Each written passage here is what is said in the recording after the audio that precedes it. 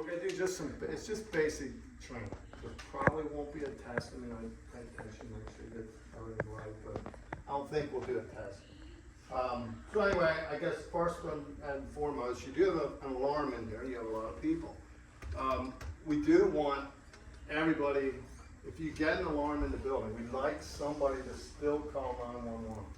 All right, so I don't know if you guys are trained to do that, if there's somebody on each staff that is trained. It would be really helpful for us if the alarm goes, we'll get a certain amount of information from our dispatcher, but not a lot of detailed information. We'd like to know what room we're going to, what door maybe to enter the building, the same as EMS needs. We would like to know that. Are there people in that area of the building that are ambulatory, that can't be moved, or are you gonna have trouble getting? We'd like to know what those rooms are.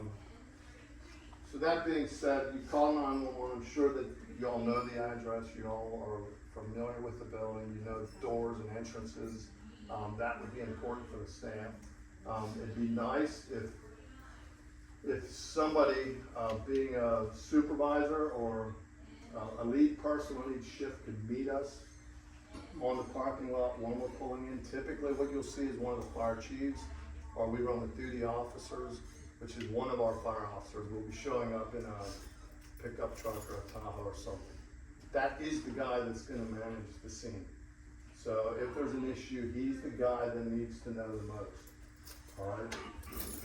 If you can get to him, and maintenance, naturally, if you know you have a call or a fire in this building or an emergency in the building of any type, hopefully you're notifying maintenance also, because unlike years ago, we can't know and remember everything in every building that we're going to. So we are gonna rely heavily on your people once we're here to know where to shut power off, or the gas might be, sprinklers, where to shut the sprinkler systems down.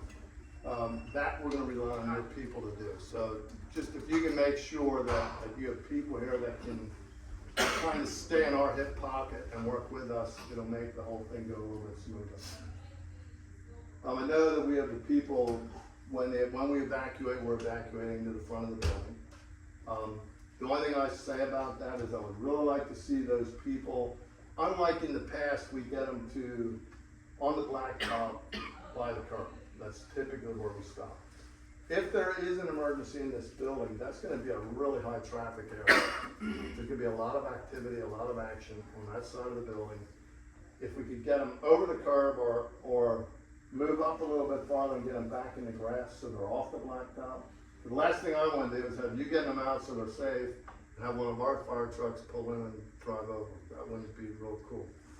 So if farther away from the building and safely for the people, I don't want you to create a bigger problem, but the farther we can keep them away from the building, the better off we're going to be.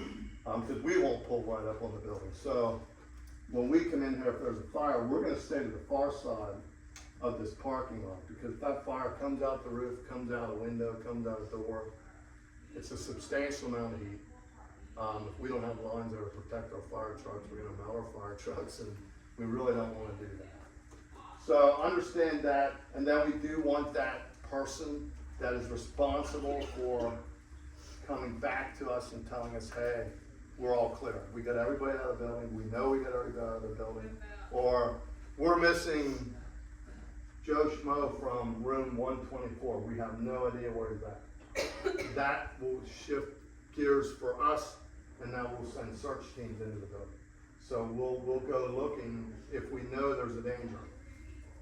However, if we know, and you're very articulate about getting the people out, we're probably not going to risk any of our firefighters' lives to go in the building to search if we know you have a weapon. But if you're not sure, you're confused, the paperwork doesn't hold out, then we're going to give it our best shot to go in and find anybody that could be left in the building.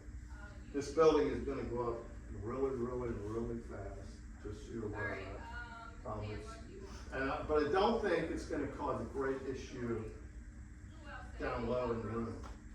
What I think is going to happen if you ever have a fire here is it's going to burn in that room, it's going to get up into the roof, and it's just gonna take this roof right off the top of this building. So I think you're gonna have some time to get people out. That's not to say it's not gonna be really scary and really smoky and there's gonna be an issue. But I believe this fire is gonna go up and it's gonna go across the top of the building and not go over every wall and come down in every room. I think you're gonna have some time to get people out. That being said, I think one of the other big things we teach is the fire extinguishers. I'm sure you all know the little acronym for how to utilize a fire extinguisher. If anybody knows it, PASS. And what does PASS mean or stand for? Pull, aim, sweep. Squeeze. Sweep. Got it. Yep. Pull, aim, squeeze, sweep. And when you do that, where do you direct the base of the fire? So if you come in a room and the fire's up against the ceiling and the fire's in a trash can, by all means, put the fire extinguisher at the trash can. If you come in and you just start to squirt the flame, nothing's gonna happen. So there's typically, if you look at a fire, what's burning is gases. And in between the flame, way up here, and the product that's actually off gassing, there's usually a spot in there that looks almost clear. It looks like there's nothing there. That's where you want the power to go from the fire extinguisher. Between that material and where you see the blue or yellow or orange flame, if you can get between there, you can stop the gas from going up. That's going to happen to fire. They've taught for years. I don't know how many of you are comfortable using fire extinguishers. My opinion as a fire chief is, if it is bigger than a trash can fire, don't even try that. Your job should become get the people safely out of the building, call 911, let us deal with the fire when we get here. Fires today now that we're in a world of petroleum products, synthetic products, so fires now can burn, well, I shouldn't say burn, they're gonna burn way hotter, but they're gonna multiply in size 6 times probably every minute. So if you have it in a trash can, there's 6 trash cans, and in 2 minutes time, the room is on fire. So that, if you saw a trash can on fire and you had to run down the hallway to get the fire extinguisher and come back, by that time, probably half the room's consumed. So if that fire extinguisher is extremely close and you're extremely sure you can get the fire, I'm recommending to get the people out. And when you get people out of the building, if you're short-staffed, it's nighttime, whatever, start with the people as close to the fire as you can, safely. So if you have to skip a room or two because the smoke's too heavy, that's fine. Let us know that when we get there, and we'll go to those rooms that are really close to the fire room. But start as close as you can and then move away from there. The people farther away have more time. The other thing that is extremely important is that you make sure all doors are closed. All right? People in or out, make sure the doors are closed. It's a known fact that closed doors will stop the spread of fire. It won't let it go. You could live on the other side. If the fire's on this side of the door and you're on that side, you probably can, closing that door, you could probably buy yourself 10 minutes of time, which is huge. I've been in houses that burned already where the doors on bedrooms were closed and the whole rest of the house is just in shambles, and if you open that bedroom door, it looks like that bedroom was never touched at all. So it is definitely an asset to have all doors closed at all times. If you are going to use a fire extinguisher, make sure you always stay between the fire and the exit. So don't ever get to the point where there's fire between you and the way out of that room or the way out of that building. Don't walk around the bed and think, oh, I can get it easier because I can hit it better from this side.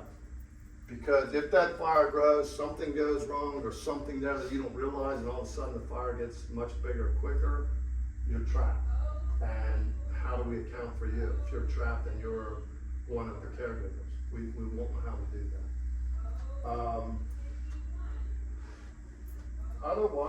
I'm not sure what to tell you. We used to go through this every year. I think it's pretty basic. In the rooms where we've had some issues here with microwaves, and that's only over the last couple of years. I don't know what the management's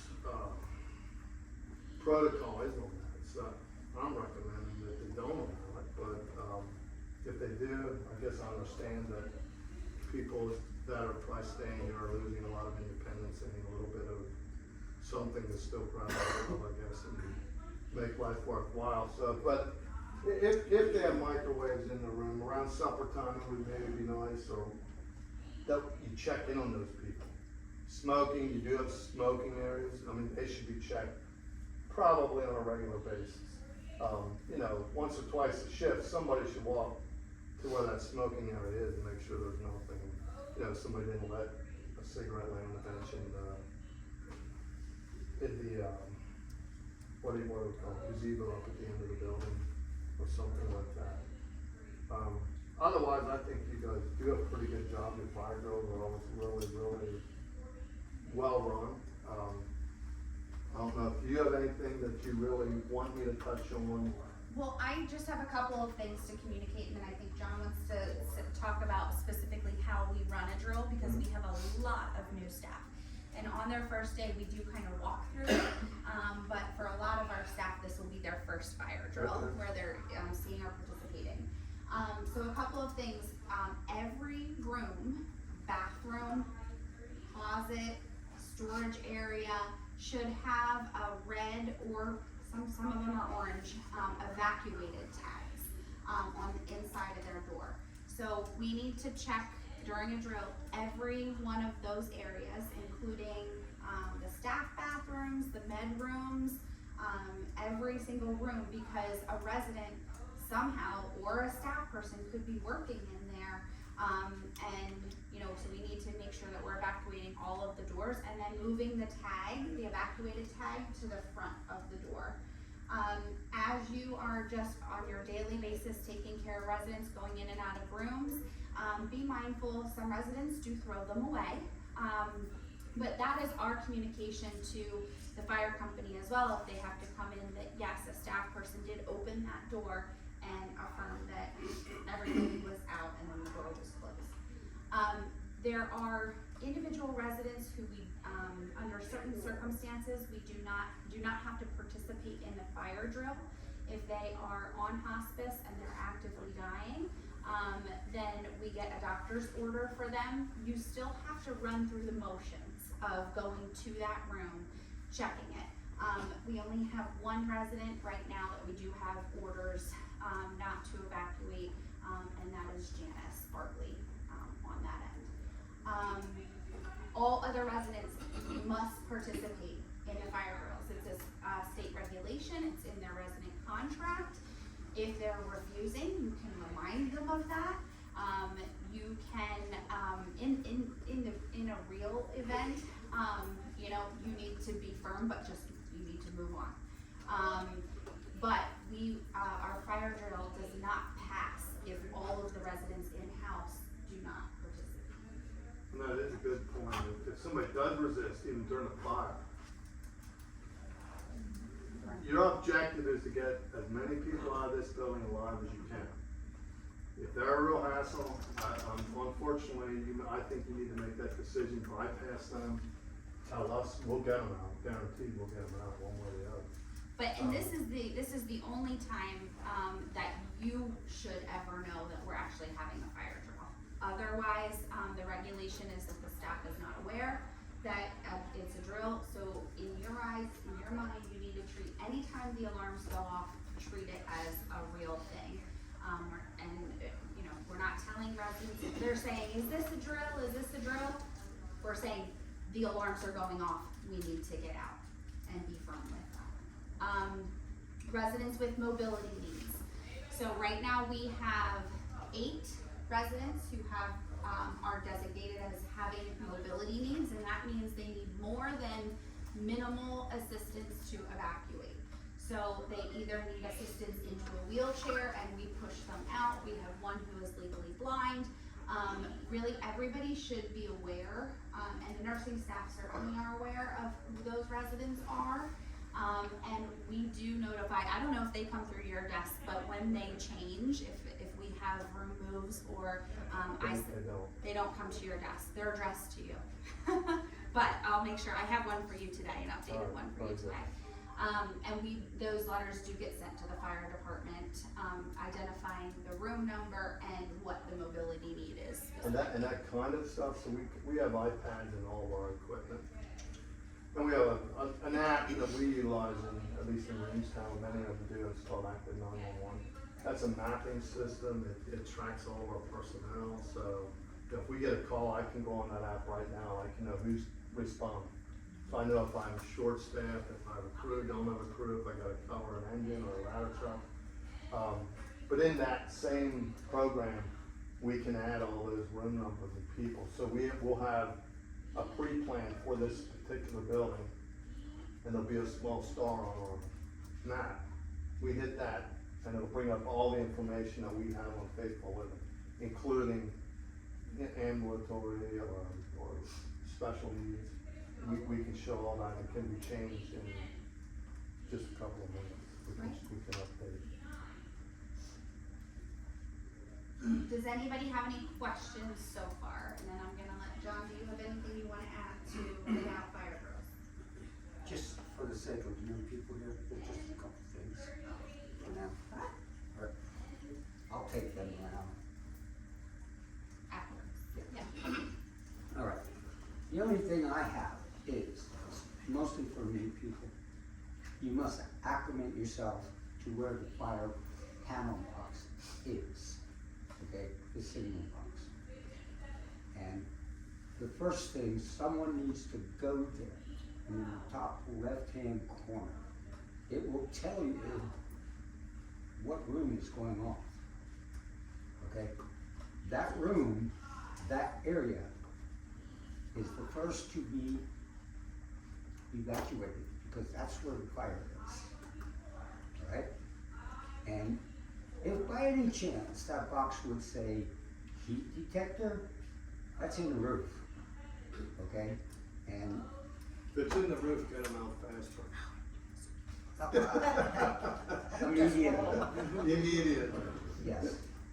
But it will tell you that. It will say heat detector. Okay, they're set at, my understanding from the alarm company is 190 degrees, okay? And when that goes off, there's fire, okay? No doubt about it, okay? Is that why it was going off in the summer when it was the hot heat? Yes. Yes.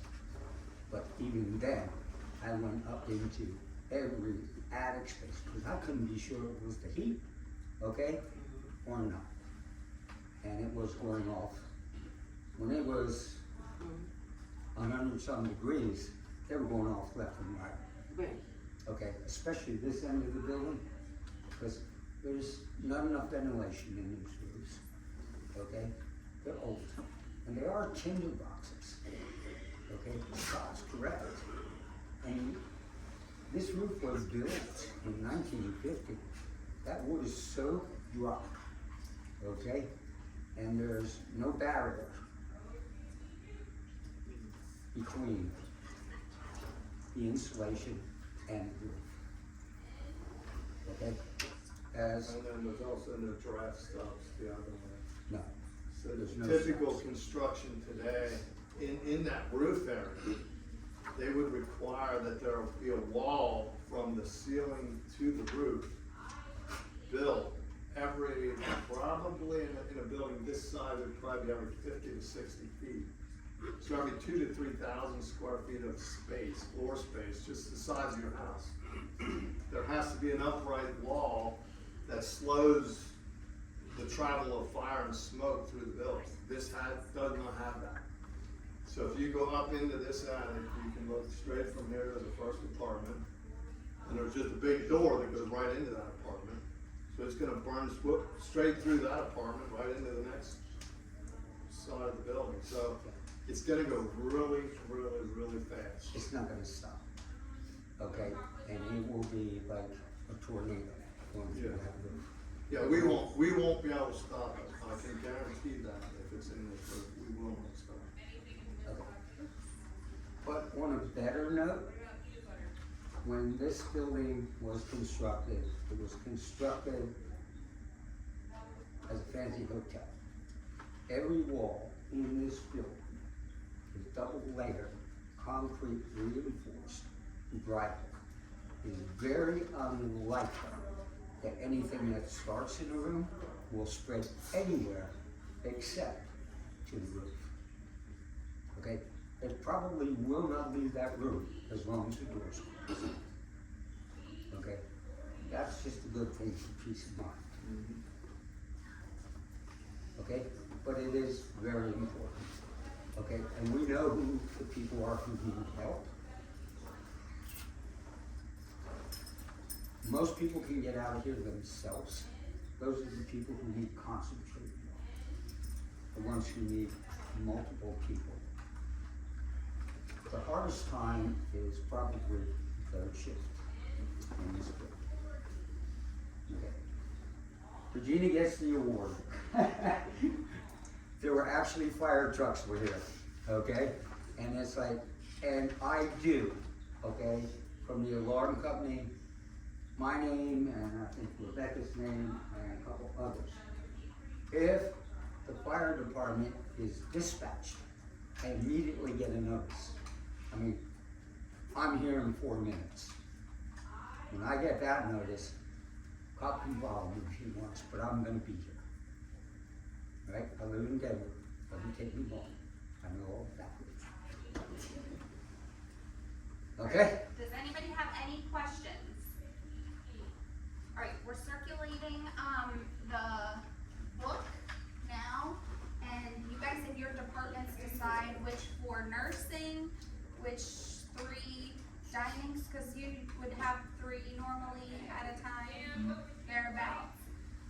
Decide which ones you want to be actively participating in evacuating, and which ones you wanna stand by.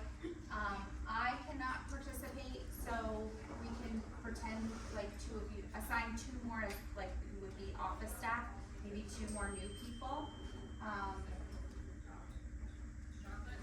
Okay, Okay. and in just a couple minutes, then we'll get ready to. Yeah, I just wanna write my stuff. And one more thing, just so you're all aware. My job in a fire is to direct the fire department. I mean, I can't open doors, I can't help people out. If it was a real fire and someone was in danger, I'd break the rule, okay? But it's up to you people to get people out of this building. So in just a couple minutes, we'll get ready to, do the evacuation. I'm gonna put puppy dog away. Put puppy dog in the car. Regina. What? Did you bring your keys with you? Okay, Arlo, come. Like, eat? Yeah. Your work